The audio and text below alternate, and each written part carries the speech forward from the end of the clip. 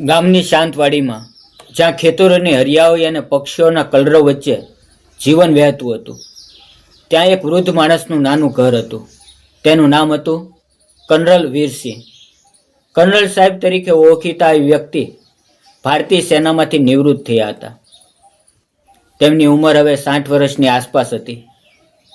પરંતુ આ બધા વચ્ચે તેમણે ક્યારેય લગ્ન કર્યા નહોતા, કારણ તેમનું જીવન હંમેશા દેશ સેવા માટે સમર્પિત રહ્યું હતું. તેમને લાગતું કે લગ્ન કરીને તેઓ કોઈ બીજી સ્ત્રીના જીવનમાં અનિશ્ચિતતા લાવશે, કારણ કે સેનાનું જીવન ક્યારેય સ્થિર નહોતું.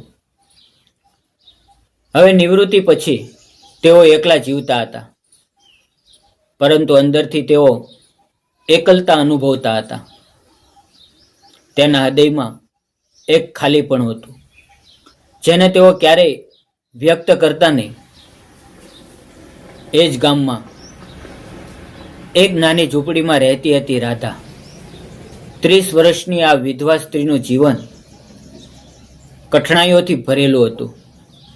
તેમના પતિનું મૃત્યુ 2 વર્ષ પહેલા એક ભયાનક માર્ગ અકસ્માતમાં થયું હતું. તે સમયે રાધા તેની 2 વર્ષની દીકરી લીલા સાથે એકલી રહી ગઈ. પતિના મૃત્યુ પછી તેની આર્થિક સ્થિતિ અને ભાવનાત્મક રીતે ઘણી મુશ્કેલીઓનો સામનો કરવો પડ્યો. તેના સાસરિયાઓએ તેને મદદ કરવાને બદલે તેને અલગ કરી દીધી, કારણ કે તેઓને લાગતું કે વિધવા સ્ત્રી તેમના ઘરમાં અશુભ છે. રાધા ગામમાં અલગ અલગ ઘરોમાં કામ કરીને પોતાનું અને દીકરીનું ગુજરાન ચલાવતી હતી. તેના ચહેરા પર હંમેશા એક શાંત સ્મિત હતું, પરંતુ આંખોમાં પીડાના આંસુ છુપાયેલા હતા. તે ક્યારેય કોઈની સામે ફરિયાદ કરતી નહીં. પોતાની મર્યાદા અને આત્મસન્માન જાળવીને જીવતી હતી. લીલા, તેની નાની દીકરી, તેના જીવનની એકમાત્ર આશા હતી. તેના માટે તે કાંઈ પણ કરવા તૈયાર હતી. એક દિવસ ગામના સરપંચે રાધાને કર્નલ વીરસિંહના ઘરમાં કામ કરવાની સલાહ આપી. રાધાબેન, કર્નલ સાહેબના ઘરમાં કામની મદદની જરૂર છે. તેઓ એકલા છે અને તમને પણ સારી કમાણી મળશે. રાધા થોડી વિચારમાં પડી, પરંતુ તેની આર્થિક હાલત જોઈને તેણે હા પાડી. આમ તે કર્નલ સાહેબના ઘરે કામ કરવા આવવા લાગી. સવારે આવીને રસોઈ બનાવી, ઘર સાફ કરવું, કપડાં ધોવા, આ બધું તે કરતી. કર્નલ વીરસિંહ તેને હંમેશા આદરથી વર્તતા. તેઓ તેને કહેતા, તેને રાધા કહીને બોલાવતા અને ક્યારેક તેની સાથે કઠોર વર્તન કરતા નહીં. તેમની શિસ્તબદ્ધ જીવનશૈલી રાધાને પ્રભાવિત કરતી.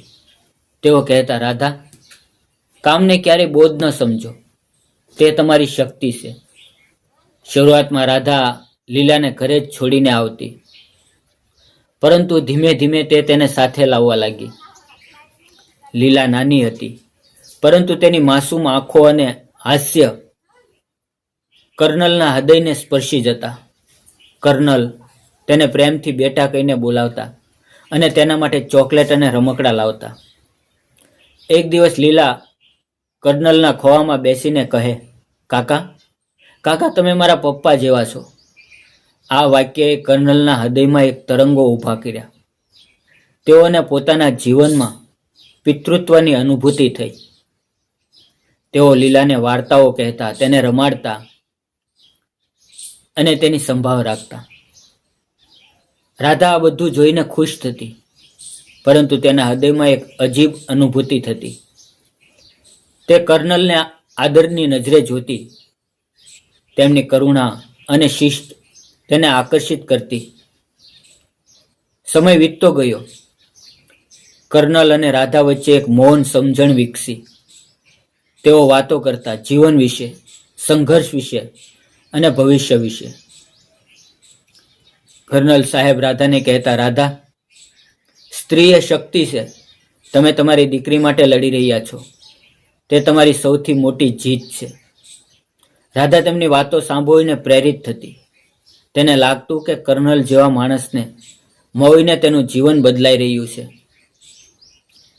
કર્નલના હૃદયમાં રાધા માટે ઊંડો આદર અને મૌન પ્રેમ જાગ્યો. તેઓ તેની સૌમાન અને સંઘર્ષને સલામ કરતા. લીલા માટે તેમનો પ્રેમ પિતા જેવો હતો. તેઓ વિચારતા કે કાશ તેમનું જીવન આવું જ હોત, પરિવાર સાથે. પણ એક વરસાદી રાત હતી. આકાશમાં વાદળો ગરજી રહ્યા હતા અને વરસાદની ધારાઓ જમીનને ભીંજવી રહી હતી. રાધા તે દિવસે કર્નલના ઘરે કામ કરી રહી હતી. લીલા તેની સાથે હતી અને તે ઘરના એક ખૂણામાં રમી રહી હતી. કામ પૂરું થયા પછી રાધા ઘરે જવા તૈયાર થઈ, પરંતુ બહાર વરસાદની તીવ્રતા વધી ગઈ. રસ્તા પણ પાણી ભરાઈ ગયું હતું અને અંધારું થઈ ગયું હતું. હવે રાધા ચિંતિત થઈ. સાહેબ, હું જાઉં છું, લીલાને લઈને. પરંતુ કર્નલે કહ્યું, રાધા, આ વરસાદમાં જવું જોખમી છે. થોડી વાર રોકાઈ જા. રાધા બારી પાસે ઊભી રહીને વરસાદ જોઈ રહી હતી. તેના મનમાં અનેક વિચારો આવી રહ્યા હતા. તેના પતિના મૃત્યુની યાદ, તેની એકલતા અને કર્નલની કરુણા. કર્નલ તેને જોઈ રહ્યા હતા. તેમના હૃદયમાં એક તોફાન ભરાઈ રહ્યું હતું. તેઓ ધીમેથી તેની પાસે આવ્યા અને તેનો હાથ આદરપૂર્વક પકડ્યો. તે સ્પર્શમાં કોઈ અયોગ્યતા નહોતી, માત્ર શુદ્ધ ભાવના હતી. રાધા ચોંકી ગઈ, પરંતુ તેમની આંખો જોઈને તે શાંત થઈ. કર્નલના અવાજમાં ભાવુકતા હતી. રાધા, રાધા, મેં તને ક્યારેય કહ્યું નથી, પરંતુ તમારી તાકાત અને તમારું આત્મસન્માન મને ખૂબ પ્રભાવિત કરે છે. મેં મારું આખું જીવન એકલું વિતાવ્યું છે, પરંતુ તમને અને લીલાને મળીને મને લાગે છે કે ભગવાને મને બીજી તક આપી છે. હું તમારી સાથે લગ્ન કરવા માંગુ છું, નહીં કે કોઈ શારીરિક આકર્ષણ માટે, પરંતુ તમારા હૃદયને સમજીને, તમારી પીડાને વહેંચીને, અને લીલાને હું મારી પોતાની દીકરી તરીકે સ્વીકારીશ.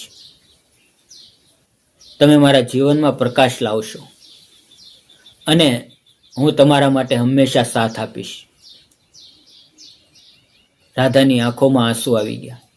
તેનો હાથ કાપી રહ્યો હતો. તેણે હાથ છોડાયો અને પાછો હટી ગઈ. સાહેબ, સાહેબ, આ શું કહો છો? હું વિધવા છું.